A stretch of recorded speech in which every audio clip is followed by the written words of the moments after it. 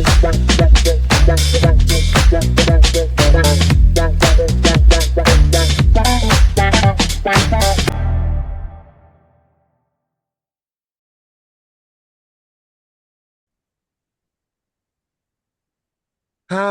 good afternoon, good evening, good morning, whatever, wherever you are.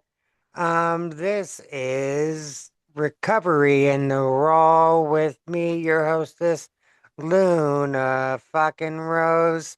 This podcast is a affiliated recovery. It's a non-affiliated NA and AA recovery podcast, so it is not in any way affiliated with nonprofit recoveries. Um, but yeah, with that being said, graphic language is permitted. Um, the individual on the other end of this acknowledges that they are being recorded. Is that correct? Yes, that is. All right. Again, let me pull over here real quick, and I'll explain what this podcast is about to people who may not have read the thing. This is a podcast where recovering addicts share their experience, strength, and hope. We feature one speaker each week whose story will be recorded over the weekend, followed by a live Q&A where you can ask questions about their story, experience. Graphic language is permitted. We also upload recordings with captioning of the daily SPAD JFT readings. We are non-affiliated with Narcotics Anonymous or Alcoholics Anonymous, but approved literature from both fellowships are permitted. And remember, this is your recovery in the raw. And we accept donations for the upkeep of podcasts. The remaining will be sent to a recovery nonprofit. If you want to speak and or donate, please email recoveryintheraw2050 at gmail.com. Thank you. All right. So with that being said, today, hi again. I am Luna fucking Rose and I'm an addict. And today we have Christine, who also is an addict, correct? Correct. Hi, Yeah. everybody. Hi. And then let's hear it for Christine.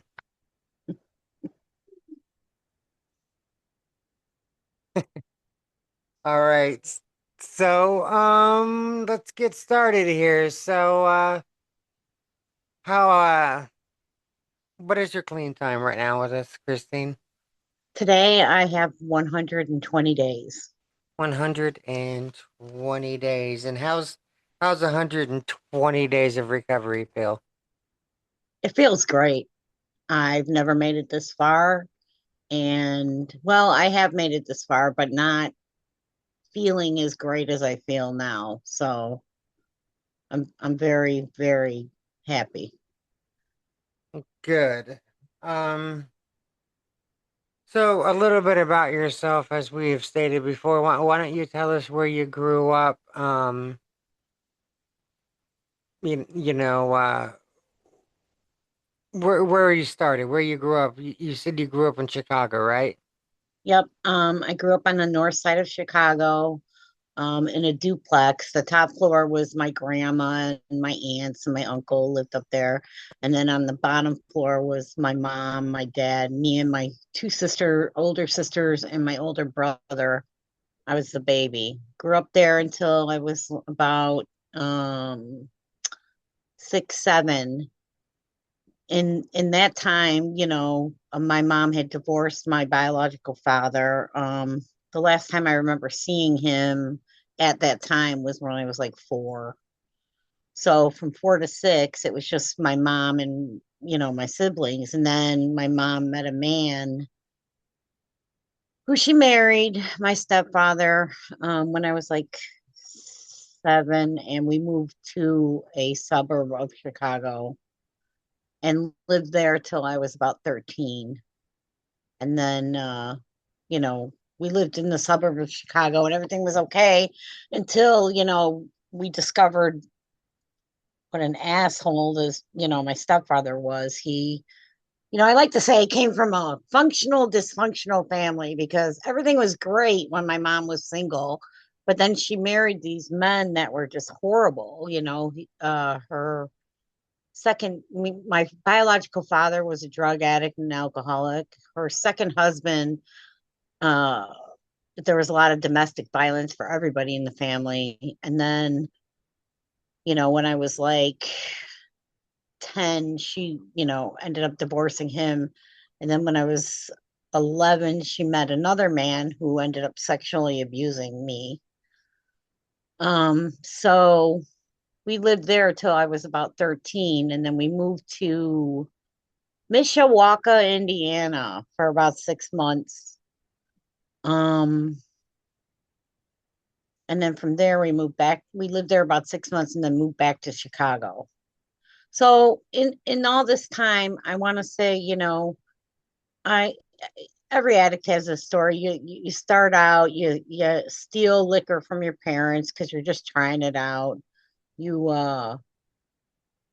you try pot. My brother was a year older than me, so it was always him trying something and then introducing me to something. So up until I was about 13, 14, it was just, occasional liquor. I didn't really like it that much and smoking pot.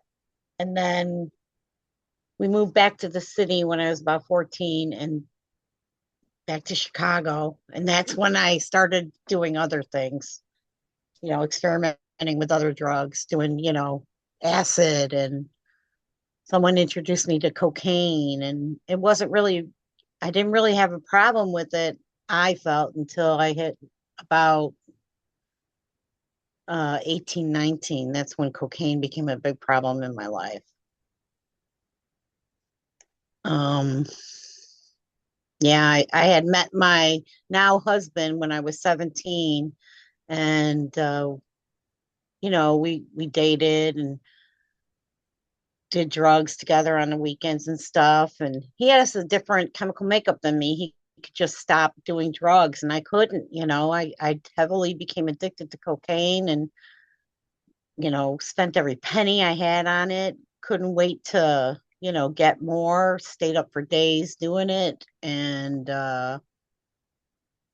by the time I was 22, it was bad. My husband had, at that time, he was my boyfriend. He had left me. I had different multiple jobs. I was sleeping with people to get either drugs or money. And Yeah, it was pretty bad. So my husband, like I said, at the time he was my boyfriend, he basically in his mind was going to rescue me when, before all the drug problems started. We were come My parents had bought a farm out in Indiana, so we would come visit on the weekend, and he loved it so much. So he talked me into quitting my job, dropping everything, and moving out to Indiana. That was his idea of, getting me clean. So that's what we did. And I didn't touch another drug from that point on. I was about 22. I didn't touch another drug until I hit my 30s, about 32. That's when I was introduced to Vicodin. So, yeah, that's really where my addiction set off again. Started taking Vicodin, getting it from the doctor first for a back injury. Then, I would take it here or there, nothing regular, but I really liked it. And Well, if yeah. I may, at the same time, you also had underlying issues too that Oh, played a, yeah, that played a role in your drug use, obviously. And I think so. I think once when you've gone through the shit, once find something that's better than anything you've ever had before, you seem to chase it quite more often. Oh, yeah, So, definitely. I definitely enjoyed the euphoric feeling because I always felt horrible. I mean, I went through a lot in my childhood. I glossed over it, the physical abuse, the sexual abuse, but it was horrible. And it was never really addressed in my family. What about Neither. now? What about now? Is that something that you're learning or have learned to live with? Um, Well, I think I'm learning to live with it now. I definitely I'm in counseling. We haven't really touched on the aspects of it really because I'm concentrating on my addiction right now, but that is something that I have talked to my counselor and we will be addressing. But I think in some way having children and raising children like changed how I felt about a lot of stuff, but it's there, it's buried. I know it needs to be addressed. I have a lot to say about it that I, I think the number one thing I feel about it is nobody ever listened to me. Nobody, in my family, it was you just don't talk about it. You don't think about it. I was born in 1969. So the whole dynamic was so different. If that happened to one of my kids now, when they were young, I definitely would have got them counseling and, you know, acknowledged it. And well, back then nobody knew. yeah, nobody talked about that stuff. If you did know, you just didn't talk about it. You know, Right. you rectified the situation and then you moved on. You buck up, buttercup, put your big girl panties on and move on. Yes, I do. So yeah, where was I? I was We talking. So yeah, in my 30s, that's when I got introduced to Vicodin. I did get pregnant with my kids and I did stop using Vicodin because it wasn't really serious then. I just knew that I liked it, and it never dawned on me that it's problem that I liked it, you know. As far as I was concerned, I wasn't an addict, even though I had all those issues with cocaine. I had gotten past that. So, and I was getting this medication from a physician. It was a prescription. There was nothing wrong with that. Yeah, but I, the thing, I think the thing that makes it wrong is if you overdo it. oh yeah, definitely. And I really started overdoing it after I had my first child. I had both children with C-sections and they put you on some heavy drugs after that. That's a major abdominal surgery. So they put you on a pump, a pain pump when you get out of surgery, and then they send you home with stuff. And, at the time, there weren't the regulations on them on pain medication that there is now. So they would send you home with prescriptions with multiple refills, and you could get away with filling them early. And that's really, I think, when the problem started after my first child was born. And yeah, I really started to abuse them after that. And then, of course, you finally run out of your prescription. So you have to find a reason to get more. So I would come up with every excuse under the sun: back pain, I fell, twisted my ankle, whatever it took. I got really good at finessing the And, doctors. and convince yourself that things are worse with you than they really are. Right, right. And if the doctor started to wise up, I just move on to another doctor. As a matter of fact, I would have multiple doctors because at that time, like I said, they weren't regulating it. They called it doctor shopping, pharmacy hopping. Well, it's like standing in a line and asking certain people if they'll sell you certain drugs. Like, are you a dealer? Are you a dealer? Are you a Yeah. dealer? And Yep. then finally some person says, yeah. And you're like, oh, cool, bet. Yeah. Like, Yeah. It wasn't hard. It really wasn't hard back then. I mean, to get what I wanted. And well, it isn't now either, is it? Because it seems that, addicts, I know if I want something, I'm going to get it. right. You Um, figure out a way. We're the yeah. most resourceful people on the planet. We will climb mountains, cross rivers, trek miles to get what we need. But And the that's irony is that sometimes in life we don't put forth that much effort and our ambitions. as we should when we're looking for drugs. We put Yeah, more ambition and effort looking for drugs than we do not. You know right. what I mean? So, I think if we took 25% of the ambition we took into getting drugs into and applied it into our personal life, we would be so successful. And yeah. that's something that I'm learning. So it takes effort. And I know all about effort. I've expended it many, many times to get drugs. So I can We, put the effort towards my life. But yeah, that's really when the problem started, was after I had my first child. And, for 2.5 years, I didn't get pregnant with my second child for another 2.5 years. So I really just went crazy. And then I got pregnant with my second child and I had to stop. And that was the hardest thing I ever did. But I, I just felt like it wasn't just me now. It was, I was responsible for someone else, and this whole time, my husband, I mean, he had no clue. He had no idea what was going on. I was, early addict. I was getting prescriptions from the doctor. He knew that, but he had no idea. So I got pregnant with my second child, stopped, all the while inside my brain telling me, when you finally have her, you can start right back up. I couldn't wait to have my second child so that I could get more pain medication. I mean, it was like a celebration to me to not that I was having a child, that I was going to be able to do drugs again. Like I couldn't wait for that day. And that's the sick, twisted way you start thinking when you're an addict. You don't, everything's focused around the drug. It's not, it's backwards. You focus everything in your life around using.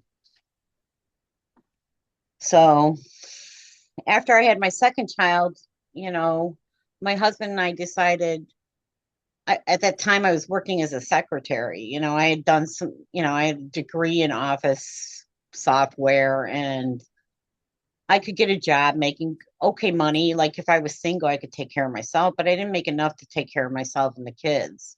So my husband, said, "What if something happens to me? What are you going to do? Maybe you should think about changing careers." And my sister's a nurse. So I decided to go to nursing school. I went through nursing school using drugs the entire time, started my first nursing job as an addict. And I would say it took a good year before I started stealing from my job. I was working in a hospital and I figured out a way to get Dilaudid, to get more. First, it started out pills. I was just occasionally, taking a Vicodin here.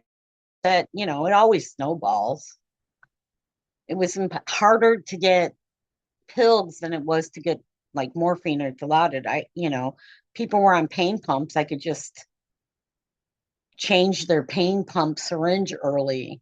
They didn't track that stuff at first. So I could always say the machine was empty, because if the vial was empty, you didn't have to destroy it with another nurse. The only time you had to destroy something with another nurse is if there was actual medication in it. So I started out by lying and saying that the machine ran out early, and I took, you know, medication that way, started injecting them. And eventually you get caught. It doesn't matter. As a nurse, you're going to get caught. There is no way around it. But you don't even think about that, the consequences. All you think about is numbing your feelings, getting that next high. So that's all I was concerned with. I wasn't concerned with my family. I wasn't concerned with my finances. I wasn't well, yeah, concerned because with. I think you had your focus, on what you wanted and you were going to get it no matter what. Absolutely. And that's what you did. And the thing is you created this like, this whole like program in your head on how you do certain things just to get what you want. Right. Right. It really, I changed. my whole way of thinking was changed. Everything always surrounded drugs. Like it was so back ass words. I mean, just I lived for years like that, years thinking that, this I started doing pain medication when I was in my, I was like 32. I'm 56 now, you know.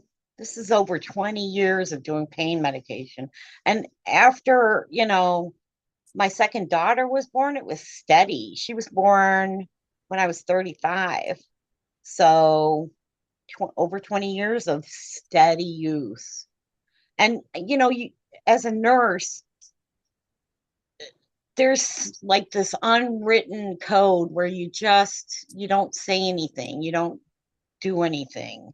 I went through multiple jobs where they should have reported me. They should have. They never did. They never reported me. They never, because I always denied it. They never had solid proof in the beginning. They just had questions. And I always denied it. Um, I had prescriptions for Vicodin at the time, and the drug that I was stealing happened to have the same chemical makeup in a urine test. So I made sure that I always had a prescription for Vicodin because if they tested my urine, I could say, "Well, I take Vicodin. Here's my prescription." They were there was nothing they could do. They knew I was guilty, so they would give me another chance, and I would fuck it up. I would steal again, and then I'd get fired, and I'd move on to the next job. Wash, rinse, repeat. Do it all over again. I mean, you being a nurse in the city, played a big role on your drug use, because like Well, for a no, I drug, wasn't a I wasn't a nurse in the city. At this point, I was living in Indiana, but oh, so a nurse in Indiana. yeah. Well, still, So, rural country will play a toll on you too. yeah, yeah. I mean, I was working through the hospital system then, and I decided to quit the hospital system, went to long-term care. You can't get IV medications in long-term care. You can only get pills. So I stopped, you know, injecting medications. Instead, I went back on pills. And for a You while know, there, yeah. there's something we had talked about, yesterday before we started this, and that's my father was a cop, and he was pretty strict in his way of raising us, and it sounds like your father or stepfather was too. And I know you told me a story where he would take you guys, out of bed if you guys fucked up when Oh he yeah, wasn't. like we would get pulled out of bed by our hair for like 4 in the morning. One time I got pulled out of my bed by my hair. Well, he woke me up and it's like 4 in the morning, I'm 8 years old, 7 or 8 years old. It's 4 in the morning and he's asking me if I forgot to flush the toilet.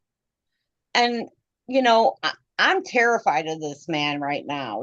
I've been enduring a year of just physical, emotional abuse by this man. I don't know what to say. It's 4 in the morning. If I say yes, I'm going to get my ass beat. If I say no, I'm going to get my ass beat. So I So, hesitate. I hesitate answering, and he took that as an admission of guilt. So I got my ass beat. I just yeah, yeah, and obviously that plays, whether they know it or not, for the kid, obviously it plays, a mental stress factor on someone who gets treated like that. absolutely. I mean, I'd never been treated like that.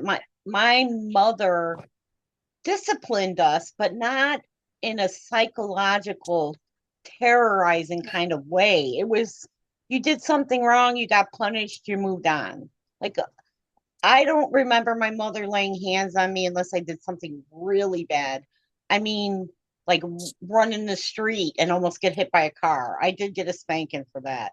But like 9 times out of 10, if we were misbehaving, she stuck us in a corner for 10 minutes. There was no physical abuse in my family until this man entered our lives. And it just, I almost think I have PTSD from it. I've never been diagnosed, but I mean, I'm not a doctor either, but I'm most certain you do. Like, I yeah, mean, because I myself do, whether people know it or not. right, right. And I You don't, know, I think for a long time using the drugs, I use it to mask my feelings. I think it shaped the way I was. Even as a teenager, I was always on the outside and never spoke up. I got picked on a lot because you have like fight, flight, or freeze. And I was taught at a young age, just freeze. Because fighting or flighting are both wrong. So just freeze and see what happens. And unfortunately, I think that set me up for sexual abuse. I think that set me up for getting picked on in school. I mean, it just changed the way I was as a child. And I, I can honestly say I hate that that happened to me. I think it set up a lot of damage in my future life. you guys ended up running away from this guy, right? Say that again. I said you and your family ended up running away from Oh, this guy. yeah. Yeah. We ended up packing up in the middle of the night while he was at work and leaving. And that brings me to my next question is, you know, if someone pushes us to the limit so much to where, we figure out that we need to pack everything up and just leave and leave this motherfucker alone, wouldn't you say that sometimes we have to do the same thing when using? Yeah, I you I bet. think that's yeah, I think that's similar. I had to change my entire life, Like pack up and pack up restart. and Yeah. leave. Yep. Yeah. That's definitely a good analogy because if you keep any part of your addictive life with you, that's a setup for failure. You It's have like to, keeping a bad ex around. right. Right. Or keeping numbers in your phone, just in Yeah, like case. like I know I shouldn't talk to these people, but I'm gonna wait a year down the road just to see if I might Right. need them. And So that's just a bad idea because they're probably not changed. they probably don't give a shit about you. Right. So keeping that number just in case, just delete the fucking number. Get rid of No, it. now, moving forward in recovery, a lot of people, let's say, you meet this motherfucker again, and then you get a chance to say, you fucking did this. You blah blah. Now, would you say that you're holding on to a resentment if you were to say that to him? Like, would be I think if I saw this guy again, I don't know how I'd handle it. I think I don't know. I'd want to tell him off. I think that would be cathartic for me because I'm an adult now, and I would tell him what he did, but I don't know if that would change anything for me.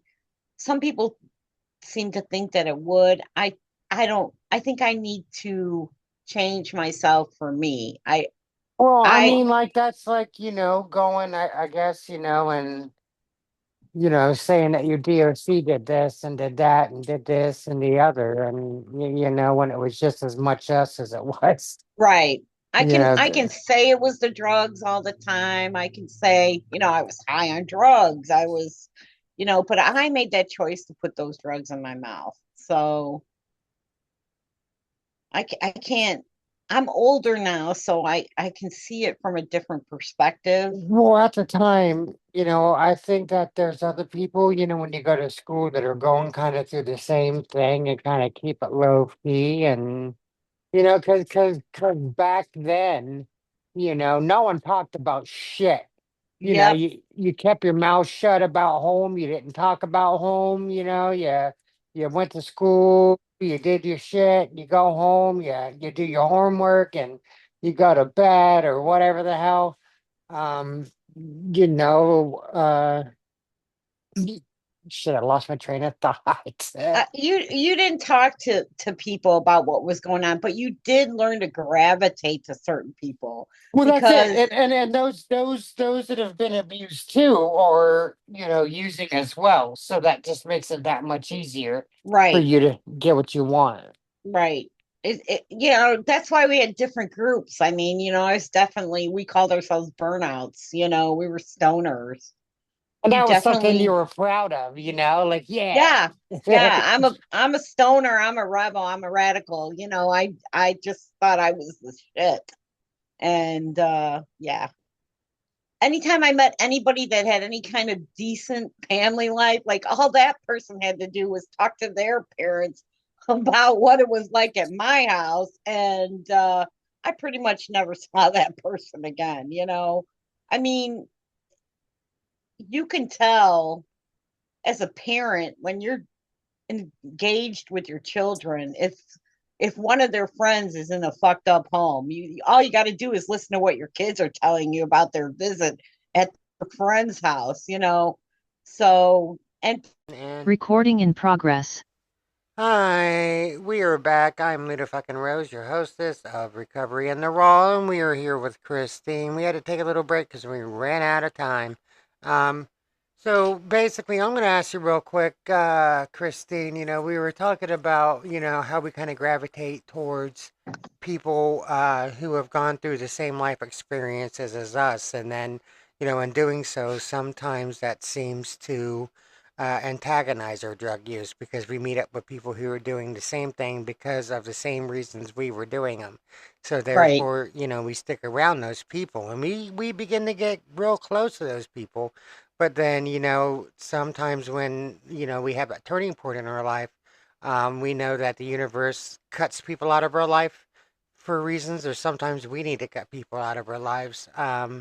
That help antagonize us with the feelings that we used to use to express to use drugs. Um, now moving forward though, what was like one of the most catastrophic moments for you when you knew you needed to turn it around?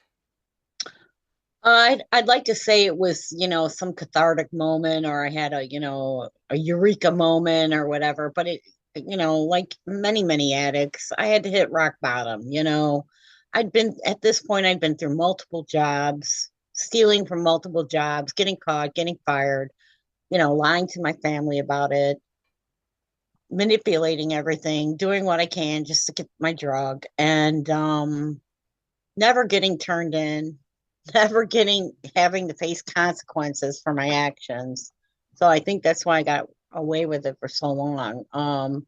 But this last job that I worked, I got caught, and but this was different. This wasn't like any other job. They actually called the police. Now I have legal issues. And this was right around Christmas, and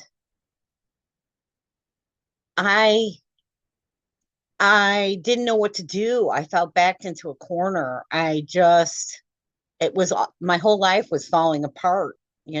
I had lost yet another job. You know, at this point, I was taking so many drugs because I was so addicted, and I just had to take more and more and more just to feel anything. And it, I like, mean I knew, that's what we call chasing the dragon, like we yeah, just. I was definitely chasing the dragon. I was up to like, I want to say about 40, 50 pills a day. I just couldn't get enough to get that feeling back.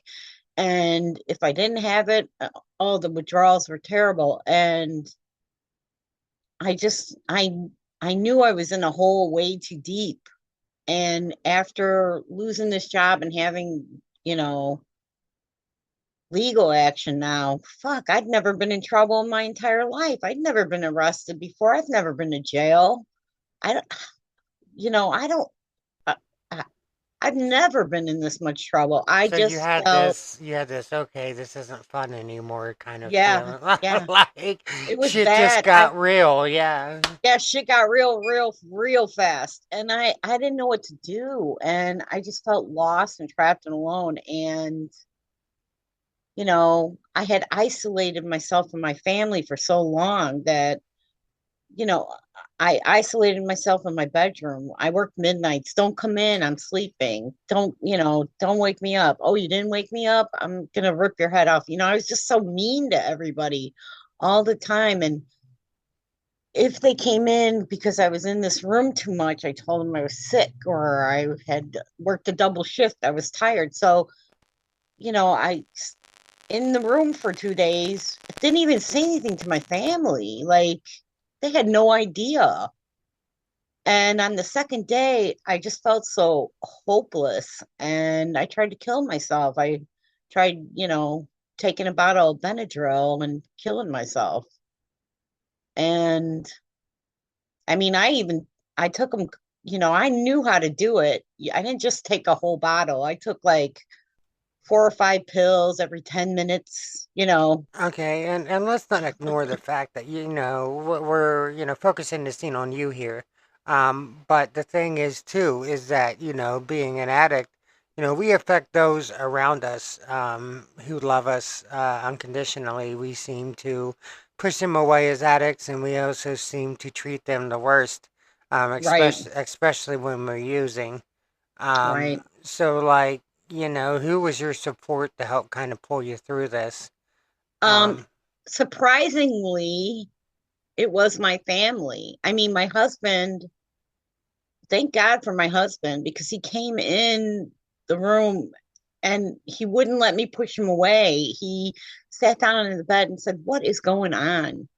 What is going on?" And I got scared. All of a sudden, I got scared and I told him everything, everything. well, And if we don't help ourselves, then we're not gonna get help. So like I think yeah, that's a way of you telling him like, look, I'm at my wit's end, I need to. yeah. And I thought, he wasn't, his first immediate concern was, I don't want you to die. You've taken half a bottle of Benadryl. So I don't know why he listened to me, but as a nurse, he listens to me. I wouldn't let him take me to the hospital. I probably should have gone to the hospital. Now that I think back on it, I should have gone. But, he stayed with me, made me stay awake the entire night, pumping me full of fluids, just getting me past this Benadryl thing. Thank God I didn't really hurt myself. And then started looking for rehabs for me because And I have to say, I've personally have seen your growth throughout, meetings that we go to. yeah. I've personally seen your growth from, when you started to now. And I have to say, I'm proud of you. Well, thanks. Yeah, and the thing is we don't know how bad we deeply affect people until we see it wearing them down. You know Yeah, what I mean? Like, there was catastrophic moments in my life that I put my family through that I shouldn't have never put my family through. You know right, what I mean? Like, right. put them through worry that they didn't need to worry about. Exactly. you know, Yeah, and since you mentioned that, I think the worst thing that I feel is, it, my mother's in her 80s and she lives with me, and I just fucked her world up, yeah, she was but a mess. She was a mess while I was in rehab because I know she feels some sort of responsibility for the way my life has gone. I mean, like I said, I have two older sisters. Neither has an addiction problem. And then there was my brother and I. And, my brother was a drug addict and an alcoholic. He ended up killing himself. oh no. So, I'm sure my mom feels responsibility for that. I'm sure she does. So I made her a real mess while all this was going on. And then my children, my husband, nobody wants to, have a family member that tried to kill themselves. You start to question yourself. What did you do wrong? How come you can't help this person? But they don't realize that it's not that person has to help themselves. You can't. make them do it. They have to want to do it, And you it know, and and it seems sometimes once we get something set in our mind, we're gonna do it. So like yeah, it's hard for yeah, someone to change our mindset when we get in a manic set like that. You know what I mean? yeah, yeah. I mean, like if you ask me right now if some catastrophic event would happen to me, would I kill myself? I truly can say at the way I think and the way I am right now, I would not. I still can't even believe I did it because when my brother did it, it was so horrible. And I was so angry that he just took his own life, you know? But I could see quickly, having been in that spot, how it can spiral out of control, you know, how you can make that decision that there's no way out, even though there is. You just don't realize it. Well, it's kind of funny when I had my relapse, I knew there was a way out. I just knew what I wanted and was going to get it regardless, Yeah, you know? yeah, So, because I got in that mindset. Um, yep, yep. and no one was going to tell me any different. So, Yeah, I um, definitely was determined that night that I wasn't going to face up to my reality. And when after my husband basically got me hooked up with rehab, and that was the scariest thing I'd ever done. I'd never been in a rehab. I i just remember being so terrified, and it's the best decision I ever made. I'll never regret it now. I'm glad that I pushed myself to do that. And I remember, the addict in me, oh, I'm just going to go through detox and then I'll come home and everything will be better, you know. no, I but see, quickly, that's the thing is that, recovery is a sickness. It's a disease. It's something that will never get gone. right, It's something that we learn to live with, just like grief, just like pain, sorrow, suffering. We learn to live with it. Sometimes we don't necessarily get over it, but we learn to live with it. And I think, right, fellowship meetings, non-profit fellowship meetings, for recovery or whatever, is a good route to go. When you're looking to better yourself and continue to better yourself, you know, this is treatment. For addicts, even us doing this now is treatment in a sense. And right, I think that right. these things need to be discussed and talked about at its And core. they're not talked about. They need to be more mainstream, I think, and people need to change the way they look and feel about people with addiction. It just When in you my in my youth, it was, I was the just say no to drugs Well, generation. I knew about there too. My dad was a cop, so I mean, like, I was always on the clean. Right. So it's just, people, and I think it's starting to happen. I really do, because my children accepted what happened with me with no hesitation, and fully embracing the fact that I'm an addict. They completely understand and they support me, and whatever it takes to keep you on the straight and narrow, as they put it, You know what they're supportive of it. one thing I told my girlfriend when she picked me up from the trap that I relapsed at. She picks me up and she's just ready to tear me apart, like just ready to, let me Yeah, have it. yeah, And I told her I was like, look, I'm like I know. Because I didn't call her, I didn't text her. She didn't know what the fuck I was doing. I never replied to her or anything. right. Like I put her through some deep, deep shit. And here I am not giving a shit. But like when she picked me up, I told her like, look, I know you're ready to rip me apart, but I don't need that right now. I need your love and comfort and support. And a lot of people don't look at it that way. They want to tear you to pieces. Right. Well, because they're so angry and disappointed in what's, happened with you yet again, you know, Yeah, in a and trap they, for fuck's sake. Like how I yeah, mean, how cool was that for your family member to come pick you up from a right. trap? And it's so funny when you call it a trap, because I didn't know what any of that meant. I the last, when I was hooked on cocaine, in my early 20s, yeah, I knew what all that meant, but we didn't call it a trap house. We just called it our dealer, And in Well, I rehab, call it a trap too because, like once you get in it, you always got to find more money. And yep, like for me, I was wrapped up in the escorting business. Um and it was just continue to do this, continue to do this, continue to do this until it would eventually kill me. So basically that's the point of a trap is like yep, you never get out. you can never escape. So, yeah, But I did. Um, and I sit here before you now, and as we've both escaped our past lives, but we never escape our addiction. right, Um, right. So so, this was so different from when I came off of cocaine because I had just gone cold turkey. I had never had any counseling.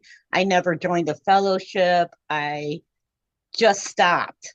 And I think if I had maybe gotten counseling or support in, some way, and of course, we didn't tell my extended family what was going on with me, so they had no idea.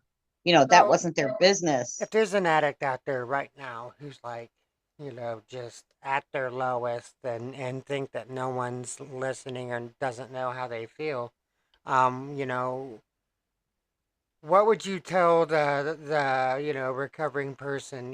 What would you tell them to hope to get, and if they apply themselves to recovery, what would you hope that they get out of it? I would hope I would tell them first to find a fellowship. Find a fellowship, just go to a couple meetings in a fellowship and listen because you're going to hear something that you're going to connect with. And that might be the thing that you need to hear to change your mind about where you're at because there is always hope. There And is how about the always hope hope. that if we can apply ourselves to get any drug that we want, we should be able to apply ourselves to get any kind of recovery and resources that we need, correct? Correct. I mean, uh, there is more out there than you realize. It seems hopeless that no one cares, that you're just going to die this way because no one cares. And you'd be surprised. The people I thought would be so angry and admonish me and just hate me for where I was were the very people that supported me, got me help, and is helping me get through this. Can you say that you've created yourself a hell of a safety net rather, through these Zoom platforms? Would you say that you've created a network for you to fall back on? Absolutely, absolutely. My entire family knows what's going on with me. That includes extended family. So So I you have think that that network. honesty is crucial in recovery? Absolutely. You've got to be honest with yourself first off, and then be honest with those around you that love you. And a fellowship is most important as far as I'm concerned because it gives you a direction, it gives you resources, it gives you people to call if you feel like using again. Because once you take that step towards using, you can't, you know, you're just going to take another step and another step. But if you stop and pick up the phone, even though it weighs 1,000 pounds, and call someone, they can help you with it. And the fellowship is definitely something that changed my life. And don't get me wrong, I was very non-fellowship.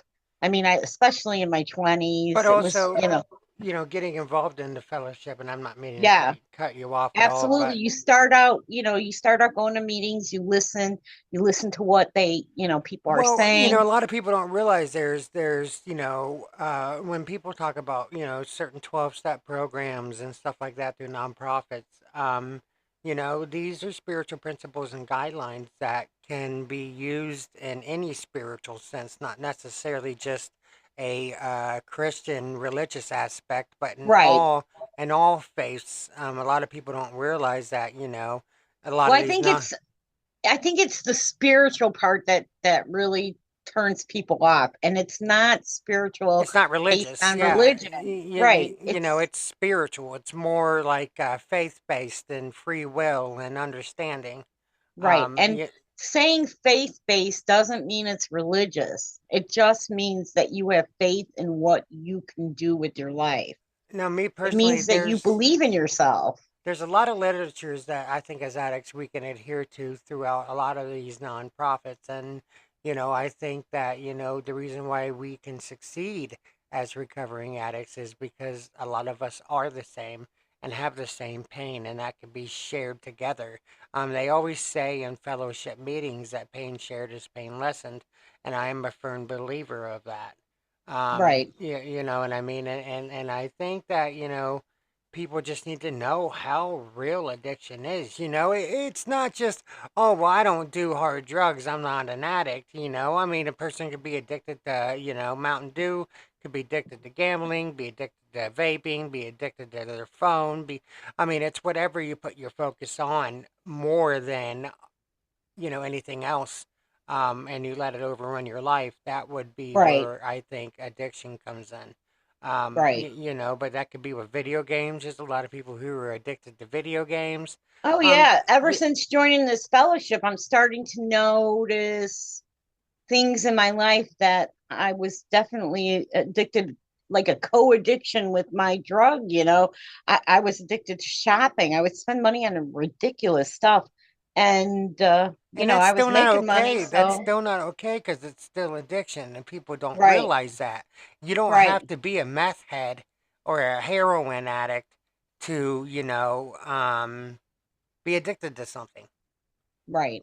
Y- you know, That's the beauty of these 12-step programs, though. They can help come to light some of but the not addictions just for that you don't addicts. even realize that you have, you I know. also think that these are good steps for any person trying to better their lives. I don't think Exactly. necessarily that they have to be strictly related to addicts. I think that anyone can If you benefit feel from. like you have a problem in your life, like you're angry all the time, you can apply these some of these 12-step programs towards that anger.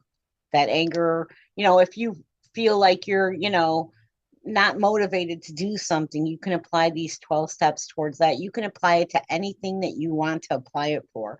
It's just that it's it was created by addicts for addicts. So that's what we mainly start out applying it for. As we get clean, I've been told as you get clean, you can start applying it to other aspects of your life that you want to change. All right, so let's look at it this way as an analogy. So, imagine we're walking through the desert and all of a sudden we see, hypothetically, we see some vendor out there selling bottled water just in the middle of the desert out of nowhere. Are we going to walk past that vendor with the water and just say, no, we're fine, we got it, we're okay? Oh And no, we're stopping at the vendor. right, right. It's not like, you've been walking for 5 hours and you're like, nah, I think that I'm dry and, about to Yeah. die. I think I'm just going to go I ahead want to and, feel this way, yeah, yeah, I think I'm just going to go ahead and suffer. Thanks, so thanks. And that's what Yeah, the universe does. It sends us hope. It sends us these little boats we could hop on, but, right. so often we turn them down. And, Yeah, this uh, time I didn't I took the bottled water. I took the life yes, and raft. that's what recovery is. It's drinking that water. I mean, Yeah, if you know you need that help, you're obviously going to drink the water. You're not going to turn it right, down, and that's what I think a lot of these nonprofit organizations offer. For recovery is a drink of water. right. You know what I mean? And you start off, you go to these meetings, you find a sponsor, you start working the steps, and you start sharing at meetings, you listen to How shares. is the? No, let me ask you real quick. How easy is it just to find a fellow addict when you hop onto these Zoom platforms?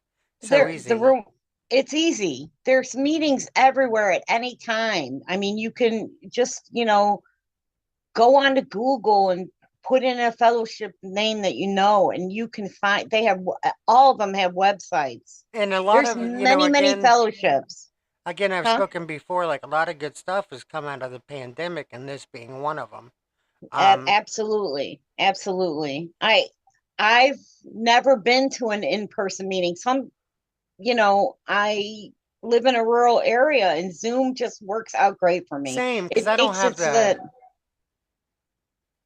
huh? Sorry, yeah, same. I don't have the transportation to do that either, and I'm clean on the screen, and I think these Zoom, even if it's in Zoom, the same Right. love and appreciation could be put towards the newcomer, Absolutely. and Absolutely. and you can I mean, I feel even have a feelings. sponsor. My sponsor lives, far away from me, but we can get on Zoom and we can connect just as easily as if Well, I was standing right next to her, and you not with know. just people in our country and in all countries, I'm Absolutely. I've finding seen people from around the world exactly. join a Zoom meeting. So, I mean, I've had, some people tell me, "Oh, my sponsor's from Australia and they live in the United States." You know right. what I mean? Yeah. So So I so think Zoom actually connects more people together than, I might be biased, but I think Zoom connects more people than an in-person meeting well, does social because you media have, does in general. It spreads yeah, so fast, and I think that what's so great about this podcast is that I think what people need because right. we're in crucial parts within our society these days, and we need something. We need some kind of comfort and love from other people, rather than the hate and despair we see on the news all the time. Um, Exactly. And you you can get into a meeting at any point of any day. If you're at work and it's your lunch break and you feel like using, you can pop on a meeting. If you're or call someone you've met within the or call meeting. someone you've met through a meeting. I mean, a lot of the fellowships have phone lists. They make it real So easy to ultimately, if we connect. don't get the help, it's our fault. I mean, Right. it's if we The don't drink the resources water. are out there. They're out there. You have to be ready to use those resources. And if you use those resources and you find a fellowship, you find a sponsor, you start working the steps in the fellowship, it'll lead you on the correct path that you need to be on. And it's not easy in the beginning. I'm not going to paint it all as Well, I sunshine and also want to roses. paint the picture too. Is that once you start working the program, and you get further in your recovery, not only clean time because they're different, they're separate. As you get further, in your recovery, you realize you see things more rationally. Yeah, Um, absolutely. I couldn't have had this conversation with you 60 days ago. There's no way. There's no way. I'm starting to see a difference. I'm working the steps. Then, the next thing that I've decided to do is start being of service, and that has made a big difference in my life. Again, you And get on this pink cloud though, and we got to make sure that we don't get caught up in a euphoric state to where we can't get out of it either. Because sometimes euphoria could be something that we cling on to, because that's also as a drug. It's right, we're putting off endorphins, that because things are going well in our lives, that sometimes we get too wrapped up in this pink cloud and forget what it's like to be a newly recovering addict. exactly. Um, and I think that's what this relapse did for me. Um, but wrapping up here, because I'm sure we're about to run out of time here soon. But wrapping up here, I do want to say it's been such an amazing conversation with you, and I hope that a lot of people understand that it's not just men that have these issues, it's not just women that have these issues, it's every walk of life, as far as humanity goes, that addiction touches, again, Absolutely. I mean, I'm a nurse. I learned about addiction in nursing school, and and you see it. it still happened to me. And you see it as a nurse. You see addicts come in. Right, right. Absolutely. I saw every walk of life. I've seen every walk of life. I'm it, it can happen to anybody and it can happen so easily. It's not it's not something that you make a decision to do. You just one day wake up and realize, I think I have a problem, you know. Yeah, I mean, you get tired of playing Russian roulette, and Hmm. and hoping the bullet doesn't hit you. Yeah, yeah. But But it can eventually, happen it can happen to anybody in any class of life, any socioeconomic stature. It doesn't matter if you're rich or poor, young or old, man or woman, it can happen to you. yeah, and the thing is if you're not careful, where does that lead you? Jails, institutions, and death. Absolutely. That's where you end up. Yep. But again, for anyone looking for help, please feel free. I have 9 minutes left, so please feel free to like, subscribe, and share. I think more people need to know that recovery is possible for anyone who has any kind of addiction, not just that of drugs. But again, we see it working in your life at 120 days. Um, Exactly. Yep. we see it working in your life, and I was, almost 9 months, and relapse. But the benefit of recovery is that it's always there. It's not that, oh, I fucked up and I can't, obtain, that happiness uh ever I, again. I heard someone say the fellowship doesn't shoot their wounded. That's such a great statement to make. Yeah. You I know, heard because someone why say why that, would and a I'm sorry. that yeah, I heard someone say that in a meeting, and it really resonated with me. They don't, because I haven't, I was having an issue with relapse. I'm, was so afraid of relapse, and I heard someone say the fellowship does not shoot their wounded. You are always welcome back. Well, that's like the water So vendor guy in the desert. If you yeah, go, if you go up to him, and he's there to help you, he's not going to sit there and pour all of the water out on the sand. right. And I mean, he's there to help you, so he's going to give you that water. Yep. And I think that's the same. They don't shoot their wounded. It's the same. They're not going to dump the water out in front of you and say, "Sorry about your shit. You're on your own." Like, Yeah. Yeah. that's not how it goes. So I love that analogy there, or statement. But yeah, again, it was great to hear your story. It was great to also hear it from a woman's aspect too, and not just the males. Like stated. Um, but yeah, with that, I think we're ready to call this done. Again, thank you so much for taking the time to interview. And, I know that you send your love out there to each and every person who just needs love, support, and happiness, whether you're in recovery or not. Thank you, Luna. Absolutely. My pleasure. Yeah, and again, much love to you and much love to everyone who's listening to this podcast. Again, if you think it could help someone, please feel free to share it, and know that any one of us who are interviewed or talked to, are also obtainable. We can be reached. So just email me at recovery in the raw at recovery in the raw 2050 at gmail.com. And any of us can direct you to getting the help you need.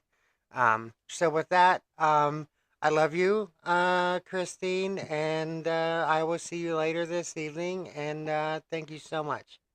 Love you too. Thank you. Yep, and I'll be calling you in just a second too. So, Okay. yep, thank you and love you. And this has been Recovery in the Raw. Bye.